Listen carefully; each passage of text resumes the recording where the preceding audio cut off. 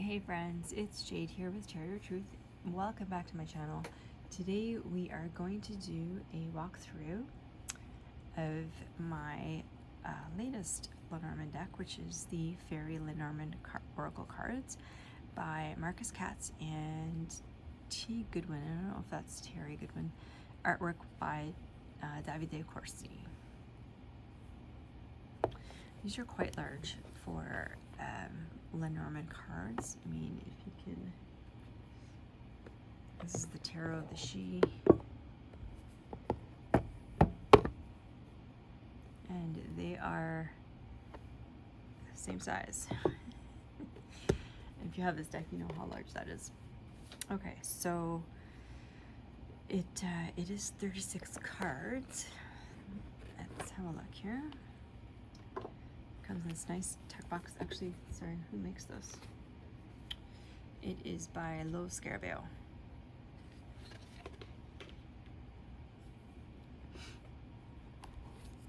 Okay, so we have the book, and we have the cards.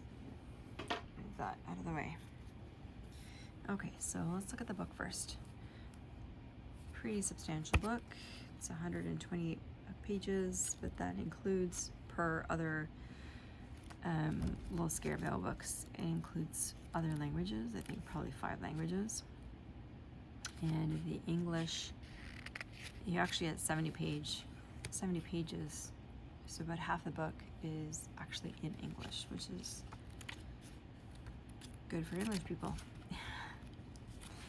There's not a ton of writing on every page. There's a picture, black and white, and then the keyword and the description, okay, for each of the cards. There is a section, so that's from 30 to 70, so there's 40, I guess basically a page for every card. And then the first 30 pages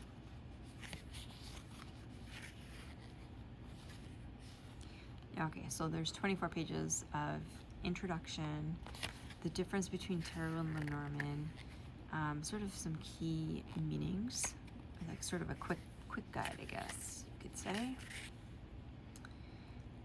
And then different ways of reading the cards. Some layouts and how to read them. And some questions. And then finally the grand tableau and the fairy houses. So it's pretty, like, I don't think, if you don't know Lenormand at all, this is probably not, well, this is not probably, it is not enough to really start reading them. I don't think. Anyways, that's just my opinion. I am a fairly I am new to Lenormand, that's for sure. So let's look at the cards. This is the backs. And you will notice that, at least on my version, I don't know if this is all of them. No, look. Okay. So here is a back that's more or less centered. That little black border is almost the same side on the right versus the left.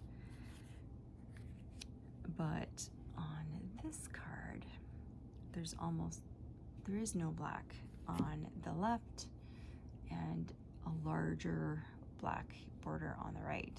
That's not the card underneath, that's actually this card. Anyway, I could have returned them. I didn't bother because I don't read with the backs, I read with the fronts. So the cards are not in order.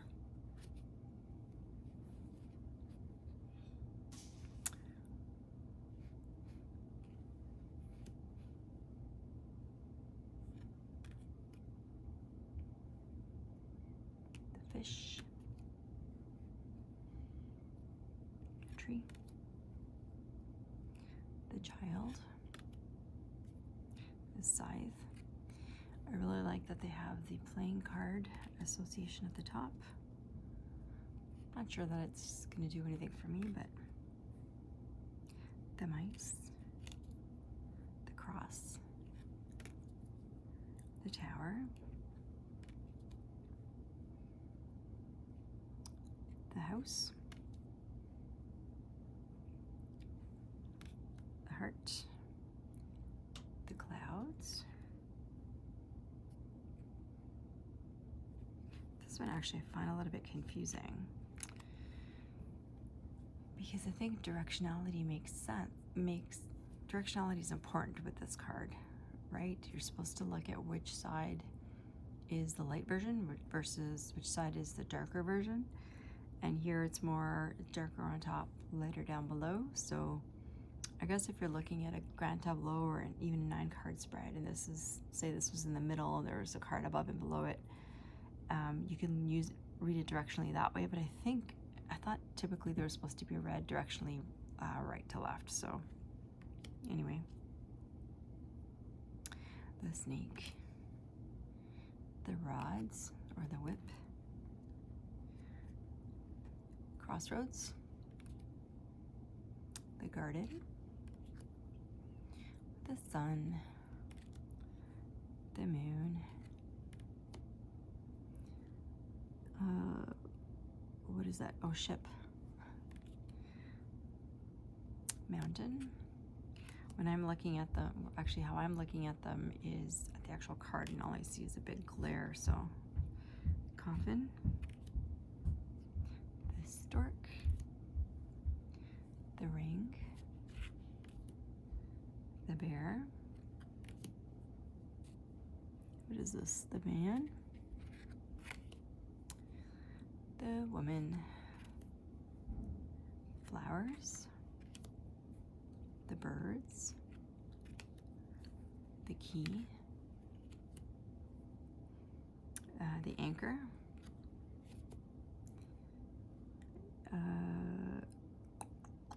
what is this one?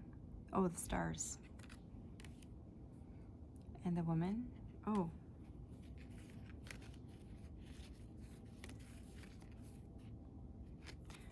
this was not the woman, this is the clover. I was looking at her, not what she's holding. This is the woman, the fox, and the lily. So like I said, they are large. They're larger than many tarot cards, actually.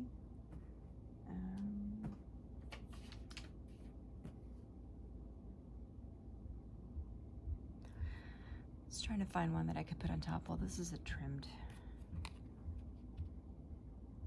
one, but you can see how wide that is, how much wider it is than the tarot card.